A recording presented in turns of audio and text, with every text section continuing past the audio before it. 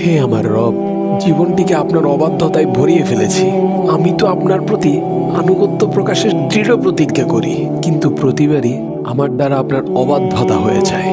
আমি হতাশ হয়ে যাই যখন আমি আমার পাপের সমুদ্রের দিকে তাকাই।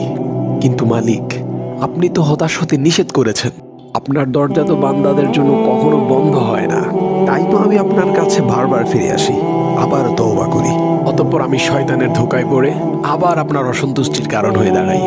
হে আমার রব, কেউ না জানুক, আপনি তো জানেন আমি অত্যন্ত দুর্বল। নফসের কুমন্ত্রণার কাছে প্রতিবারই খুব সহজে হার মেনে যাই। আমার চারপাশে গুনাহ করার অসংখ্য সুযোগ।